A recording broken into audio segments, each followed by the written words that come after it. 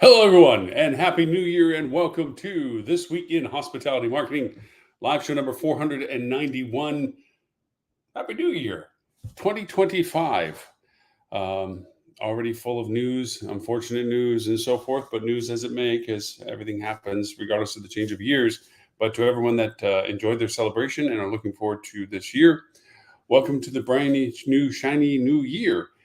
New budgets for us, new programs, new softwares, new whatever. It's going to be new, right? That's one thing about years and changing over is that even though technically it's just the next day or just the next hour or whatever, we have a mental sense of some sort of transitional value that we have to do something different. A lot of us, it's physical or, goals and so forth, resolutions and all.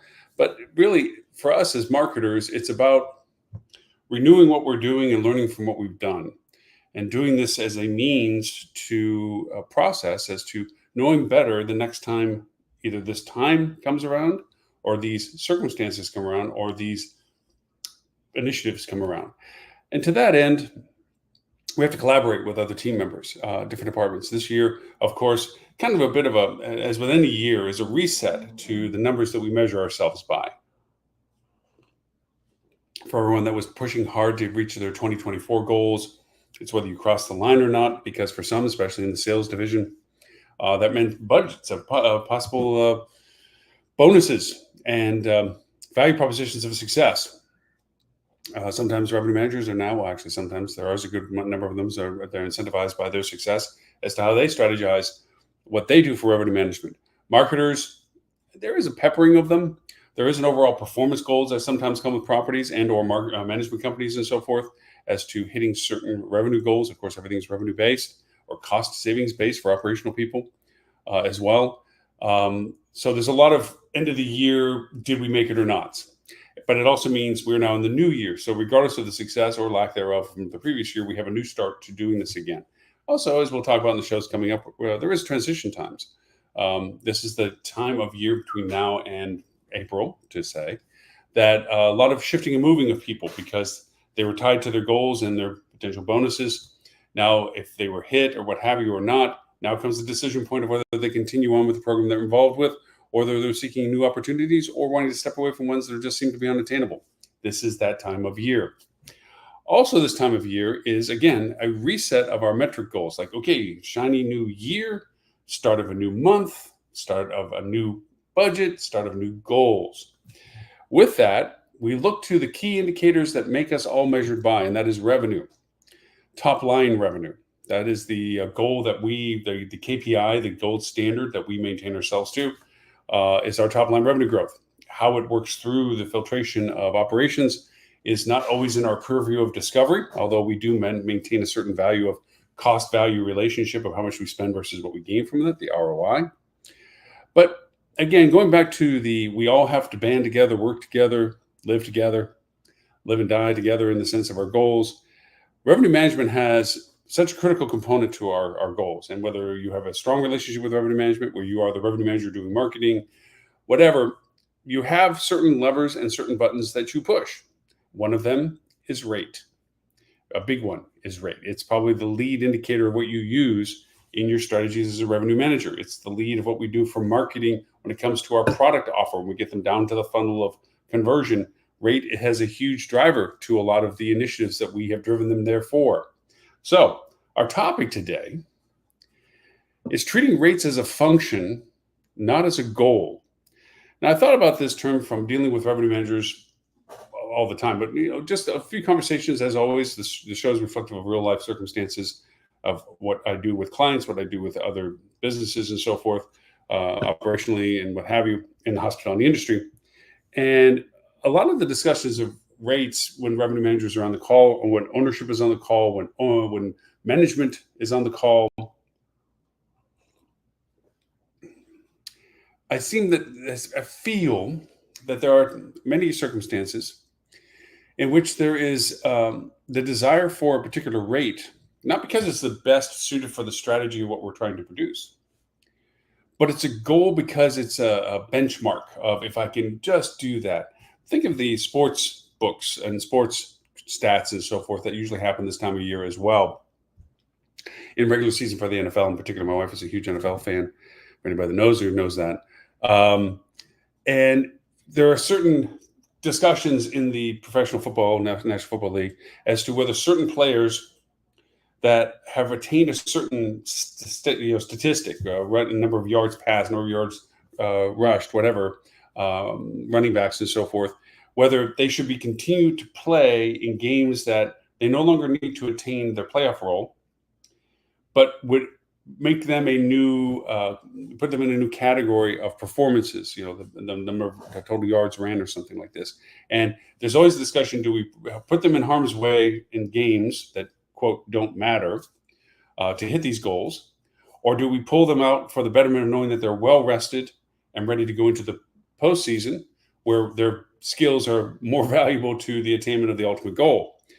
Same too, do I feel we as marketers working with revenue managers and owners and management teams as well begin to put these rates on pedestals, goals that aren't really realistic, that in the world of our functionality of revenue generation, yes, higher rates can yield better revenue, but as we know from the metrics of push and pull, higher rates also mean diminished occupancy, and that means diminished potential top line revenue. We've talked about the strategy of revenue management, about being able to yield better revenue by moderating your tier position of your rates to moderate your occupancies, get better marketing capture for that, and you generate higher revenue. Anybody that has had to formally train in revenue management, I have the privilege of having gone through the Hilton revenue management system way back when it was something, late 90s, then you know that the old adage of a 100-room hotel at a $50 rate or $100 rate, a 50% occupancy or 100% occupancy, which would you rather have? Well, it's the same. But you do have then ancillary things of the wear and tear and product and other factors that go along with this, the cost of acquiring and everything else. And so began the lessons. So too with us in rate, that a lot of times these rates, revenue managers feel that they have to hit a rate, they have to offer a rate, they have to mandate a rate, even though it's not the best strategy, simply because, one, their reputation's on the line, that they can command the rate because that's what they said they were going to get as a rate. That it's the management company telling ownership that we can do these rates because that's what we told you we were going to do. It's a bit of an ego thing as to these rate goals. And I deal with revenue managers, and I'm sorry to say, revenue managers, because of the power that's been bestowed upon by ownerships and so forth, the shift from when ownership used to deal with general managers directly and general managers dealt with their properties, to now ownerships talking to revenue managers as a parallel to general manager discussions. And this power that's been given to revenue managers, they kind of walk down from the top of the mountain with the two tablets a lot of times, at least in their way that they present what they're trying to do. We're going to do this rate, and it's going to produce this, and so forth and so on, as if they have a crystal ball. And yes, we try to give them every tool available to see how successful they can create the scenarios that they've portrayed. But all too often behind the curtain, and we've talked about this on previous shows, it's more about monkey see, monkey do, follow the leader. It's like, I got to margin myself $1 below this competitor in market, or $1 above this competitor in this market, or I need to do this at this time compared to my competitors. What is my competitor doing? Well, I'm going to follow them up. If they think they can get that rate, I'm going to go up with them as well. If they have to lower the rate, maybe I have to jump ahead of them. A lot of it is really just who blinks first in strategy. And yes, they try to hide it between we don't do that. We look at our paces. We look at our market demand. We look at the rates that we had historical. We projecting the current ratio of demand to the market as to what the rate's going to do. Yeah. Ask a revenue manager that relies and says on that to actually math that out for you. They often refer to software that does it, and the software is tainted with algorithms. Algorithms are based on metrics of statistics. I know because I write them. So yes, it does work. Yes, it does work in cause and effect relationships. Yes, there is good trend and tendencies that are mathematically calculated, but your revenue managers don't tend to do that. They rely upon software. They rely upon something telling them this should be this. And brands have really embraced that by presenting these tools to kind of create a common factor of success. Like, they can't hire good quality people across the board, but they can provide good quality software that they tell people to use. And that software tells them what they can do. On so many revenue management calls, it's a number that's being produced for them, and they're discussing how they feel about it. And that gets into the discussion what everybody else in the market is doing. Who else is, who do we pace against, and are they doing similar product to that? We look at our rate reports as to what everybody's offering in market, and we look at their yield as to their reports as to why are they commanding such a high rate on that weekend, and we know that that's because they're sold up because of a group push or something. We evaluate the process of rate based on the tangible capability of whether that rate can be maintained. Everybody knows we can sell cheap rates. To most everybody, but the people that command quality also equate rate with quality. If you go too low, you lose them. You get the crowd that's willing to pay lower rates for a better product than they normally could acquire. That shift and move of your rate strategy is the daily routine of a revenue manager.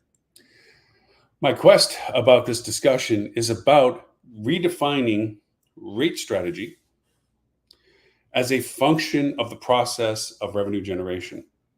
Not as a goal to ring a bell that said I commanded the highest rate, or I told you I was going to get that rate, or trust me, I was smart enough to know that that rate was attainable. And not anybody call that the king has no clothes and say, but what did it cost us to get that rate? Let me explain the example. If your market is bearing, say, a 150 rate, and you as a revenue manager told ownership, management, whoever, that in bravado that you could do a 190 rate. Now, everything about the math that we should follow says that based on our tier relationship with our comp set, we should be in the relative range of 150. The next step of statistics or information would be what and why is our competitors being driven at the rates that they're asking for. Then I'm going to be generalized in the date range, because every day and every inventory type should be variable as to what you think you can sell it for. But we're just going to generalize. And we know their group percentage and their group compression. We know that their blocks that they're selling, whether they've been sold out. We know that because of the softwares that we have in the world now that can tell us so much about that. And our marketers are telling us about what current traffic is and what current conversion is on those channels that we're producing from, and what offers are being sold. And as a revenue manager, I'm looking at it and saying, well, those rates are low, and I don't want to sell as much of those because I said we're going to do a 190 rate. Now, everybody in the market's doing a 150 rate, but I think I can command a 190 rate. So I'm going to maintain a 190 rate. Now, say if going back in history that you are doing something different, but back then you did a 150 rate. And a 150 rate, you sold 20 rooms at 150. Let's make it simpler. 10 rooms at 150. Okay. And like the stay is 2 nights. So every transaction was $300 times 10 is $3,000 you made. Okay. How many rooms at 190 at a stay of 2 nights do you need to make for to make the same amount of revenue? Okay. So 3,000 divided by what would be 380. Okay. So that would be 25% less, 20% less that you would have to sell. But you only sell 5 rooms at the rate of 190 at 2 night stay. So you made $2,600 and not the $3,000. You're bragging that you were hit the 190 rate. If I look at the actual revenue, which is the goal of all of us, you actually fell short of last year's number by pushing a rate that couldn't get sold at the volume that we sold a lower rate for last year. But nobody calls that out on the emperor's clothes. We never call that out against a revenue manager going and saying, okay, so you pushed that rate and we sold this much. But this hotel over there, or we last year at a lower rate, sold this quantity more and made this much more. Now, I will give the benefit of the doubt of the discussion to say that also come into play is out of order inventory. One of the strategies of a higher rate is if you have some inventory out of order that you can't sell it anyway, it's better to sell the fewer rooms at a higher rate that you do have available than to sell them at the lower rate and not be able to, and to sell them out, but you can't sell past that line. So given my same scenario I just told you, if you didn't have the rooms to sell, the higher rate and the lower occupancy from it is fine because you couldn't have sold the other rooms anyway, even if you had a lower rate to offer. So there are metrics to this. I'm not trying to glaze over too many things other than to say that usually isn't a part of the discussion. Usually it's, I want to beat my chest that I could hit a rate that I said. I told you I could do what I would do. And this is a verification of my skill by doing it. And a lot of revenue managers walk in the door and just basically push anybody back off the top of the hill and say, challenge me with something that can make it stick. And most of them can't because they don't have the resources of the data that the revenue manager has to argue point per point, toe for toe, except for one department, revenue management and marketing. Marketing has the ability to tell where the funnel of business is coming from. And they can actually challenge revenue management into saying, because they also have the revenue, the history of the hotel and so forth, to say that we sell better this rate than the rate you're commanding. And based on the rate that you're commanding and how much we're selling, the conversion and the traffic that's going to it, okay, and picking up that rate, that our trend says that you're going to come across roughly this much revenue because of this much conversion, because of this much from what we've got. And that's going to fall at this level compared to what we would sell at a lower rate that was available, or our competitors that are selling at a lower rate that we're seeing their pace and pickup from. Then you can challenge a revenue manager to point out that this should be a part of the discussion. Are we losing potential revenue because of looking at a rate as a goal that says, look at that, we are beating our chest because we're able to command that rate, knowing that we're going to lose top line revenue for doing it. Now, we all work with different owners. We all work with different teams. Maybe an owner wanted to brag at a golf course to another owner in the same market that he was able to pull that rate off while they're swatting balls. Sometimes that happens. Maybe you're working for an ownership that's more about the bravado of it. But I guarantee you that if you told the owner that it cost him X amount of dollars for that bravado, he probably wouldn't want you to do that too often. Now, he might want to be able to do that from time to time for whatever reason he has, or they have, she has, they have. But most of the time, I don't think they want to take money out of their pocket to make the point.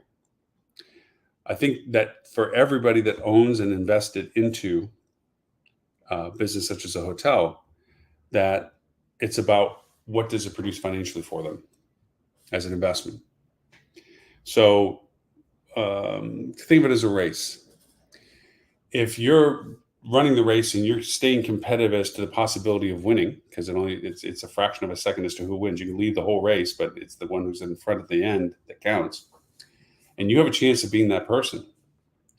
But instead, you over accelerate, push the engine too far into red line, just to say you're leading the race, but in turn damage the engine, or worse yet, break it and pulls yourself out of the race. So you didn't end up winning the race because of what you just did as a stunt. I don't think the car owner that invested in that car is really going to be happy with the fact that, oh yeah, we led the race for however long, but we didn't win it. Same too with rates as a goal rather than a function. Yes, we hit that high number, but it cost us this much money to do that. Revenue managers need to be challenged, is a telltale of my conversation.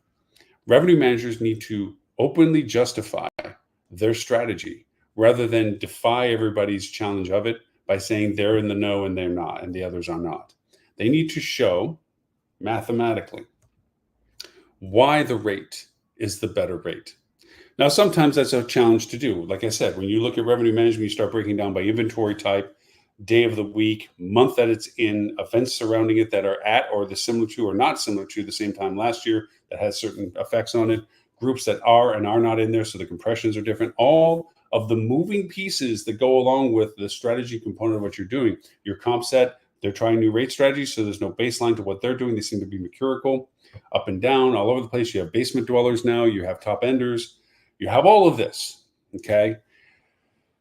It makes it more challenging to get a clear if this, then that condition, as if we did this rate for this inventory type for those days on that circumstances, that it would validate in comparison to what we wouldn't have done had we made the higher rate. Always it's better to lean towards the opportunity. Can we yield a better rate? I am not discouraging higher rates. If the market can bear it and you can call it and it doesn't diminish the demand factor to your occupancy, then it's a perfect rate. Think back to when we had lockdown. We could call any rate we wanted, and everybody did, and then beyond, and more than that. I call it the back of the door rate, because as you know, you have to post your highest rate that you can charge for a room on the back of your door. That's a federal law. Well, we were doing that, and we had no services. Everything was shut down, restaurants, everything else. People were still paying because they were so desperate to get out of their environment at home just to get out somewhere else, even if it is in another room in a building that can't and go to a restaurant because it's closed and spas is closed and everything's closed, but they were at least different. They were willing to pay the rate just to get out of the house. There, you could just throw darts on the board. It didn't make any difference because every rate you asked was a rate willing to be paid. Those days are long gone. Then we had the resurgence of revenge travel. People just now that they could get out and travel, they would pay whatever it takes to go do that. And so we could call our rate, call our shot, and we would get it because everybody was willing to pay whatever we said just to be able to have the opportunity to be there because we had a room available. Those days are gone. Then we came into the post resurgence of experience-driven travel, where it was less about retail and more about experiences. And again, we could push rate.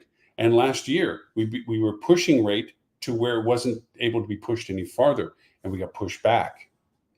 Inflation value numbers hit people. We got into the K economy, as we've talked about on the show several times, and people had either or options on what they spent money for or limitations of what they're willing to spend, and they either downsized their options or spent lesser to be able to conserve what they had. Not everybody. People with money continued to do with their purchases and their travel and everything else and paid what they wanted to for the experience that they wanted. Not that they would want to pay more if they could pay less, but they're willing to pay what it took to get what they wanted. That's a different perspective than the ability to pay. Any which way, revenue managers started walking on clouds for everybody because look at the magic that they were producing. Maximum rates, maximum availability of revenue, maximization of stays, fences, and guidelines. If you want to stay over the weekend, you had to buy 3 days. They could do no wrong. Ownerships vaulted them. I makes my stomach turn how I talk to some ownerships, and if it wasn't for this revenue manager, we would not be so successful. Nope. He could be shooting blind ducks, and he could hit a wall, and he would still shoot a duck because there's just so many ducks. They gave undue credit for nothing more than being the person that happened to sit in the seat at the time that all this was going on. So now that I've been so negative about revenue managers, I don't mean to be. But revenue managers, part of their repertoire of how they approach their projects is literally to walk in with a chip on their shoulder or a defiance to say, knock me off the top of the pile.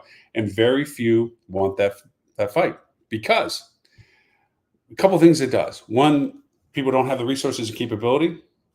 Two, they have an immediate scapegoat for anything that goes wrong. Marketing. Why didn't we produce more than we planned for? Well, the rate that we're offering just isn't there. Revenue management go, well, that's not our fault. That's what you did. Blah, blah. Nope. The rate was too high. They have an excuse. Operations. Well, why do we have to cut back on staffing and so forth with reduced service scores? We just didn't get the occupancy.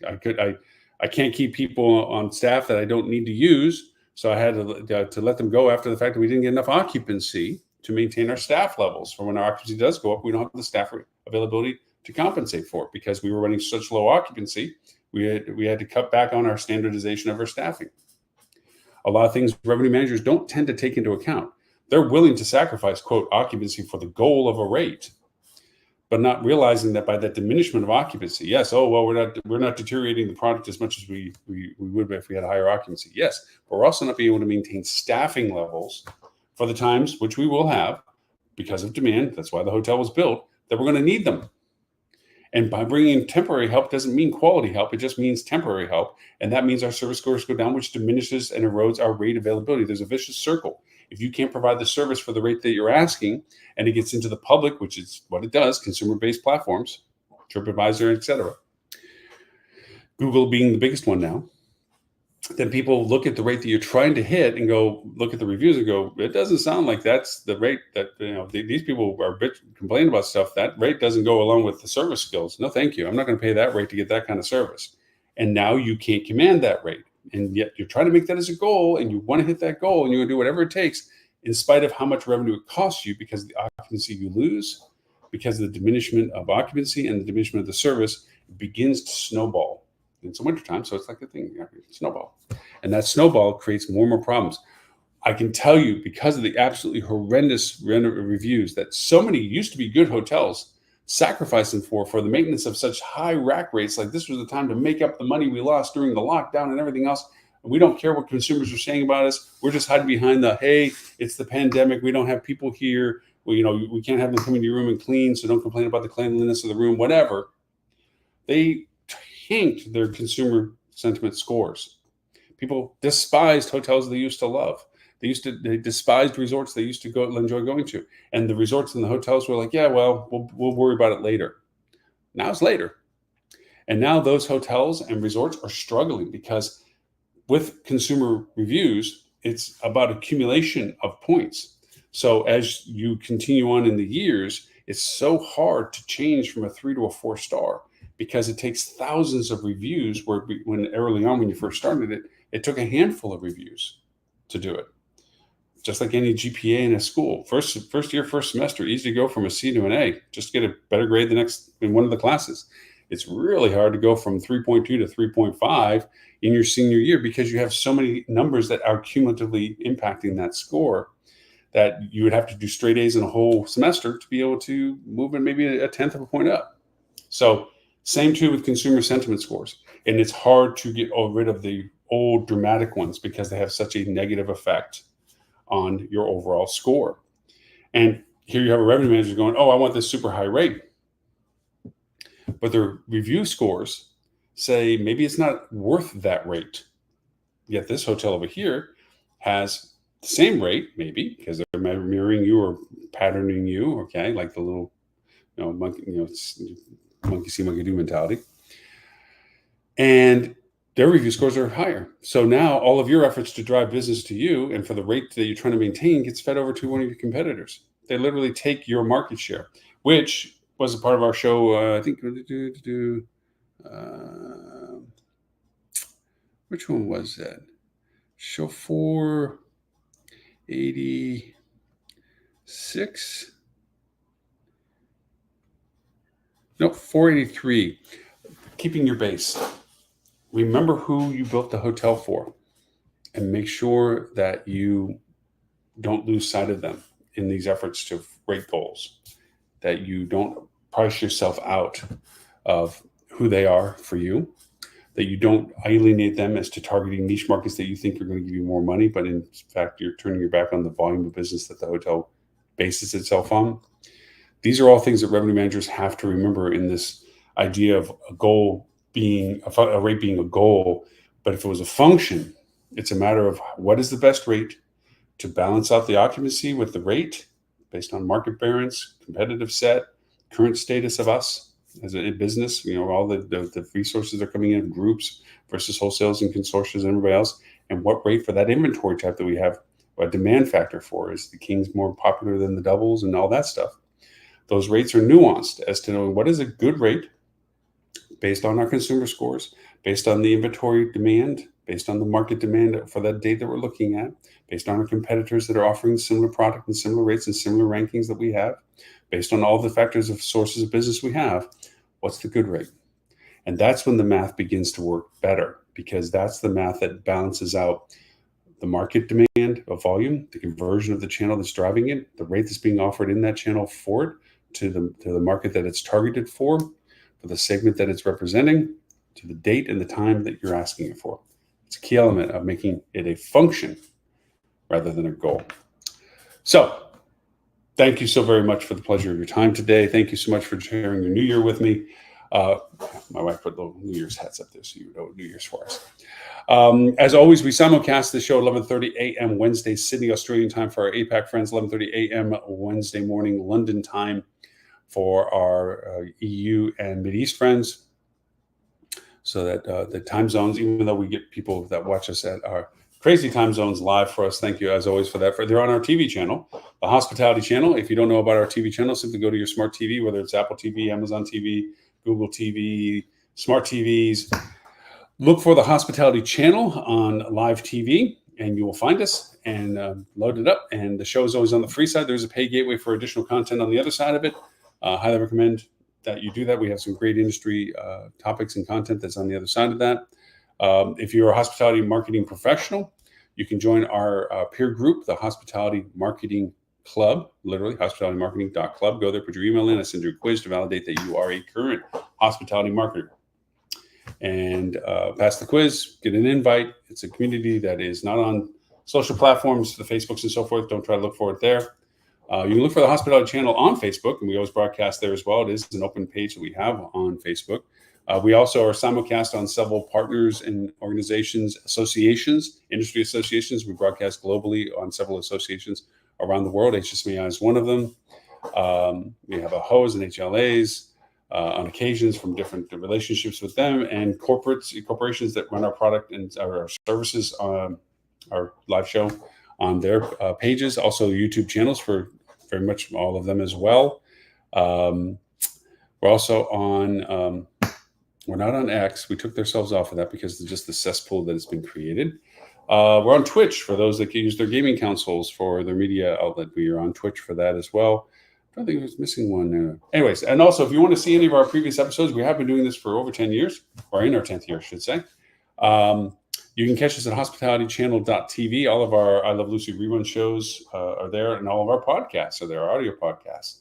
Podcasts we've been doing for 17 years. But the live show every week, persistently, without exception. We're in our 10th year for that. You can look us up by data broadcast, guest speakers, and or topics on that. If you want to see our app, their Hospitality Channel app, it's our TV channel. Apple iOS, look for the Hospitality Channel. Google Play, look for Hospitality Channel. If you want to listen to our podcast, you can look it on anything from iHeartRadio, Spotify, all of those. There's 39 platforms to that. We're global on that as well. We actually broadcast the TV channel in 209 countries, and we translate it to 11 languages, which is really pretty cool. And then we also we have our radio station, our international digital radio station, hospitalityradio.com. And we take our podcast along with other industry professional podcasts and put them all together. We have a scheduled program at 1 o'clock. We have sales at 3 o'clock. And it runs 24/7. And we're always putting in new shows all the time for the different segments that we run. So you can catch us at hospitalityradio.com as well. So I think I've done enough self-promotions on all the places you can find us. If you want to reach out to me with comments, questions, anything, you reach out to me at lauren@hospitalitydigitalmarketing.com. You can also reach out to me audibly at hdm.news/talkback. There I have an audio question, and or you can also leave me an audio response. Yes, and we're also, as we've talked about the show coming up this year, we're going to start doing some live interaction chats like we used to a few years back. We're going to have different guest hosts and guest hosts take over the show and talk about things of direct interest to them or services that they talk about and use on a regular basis, if not themselves. So look forward to a lot of fun stuff this year. It is a new year. Will be a year of change in lots of ways, as we all know from having lived this. And I say that domestically and internationally. There's been a lot of voting and politics going on globally. So this is the year of change. So with all of that, again, my name is Lauren Gray. I thank you for the privilege of your time and look forward to talking to you next week.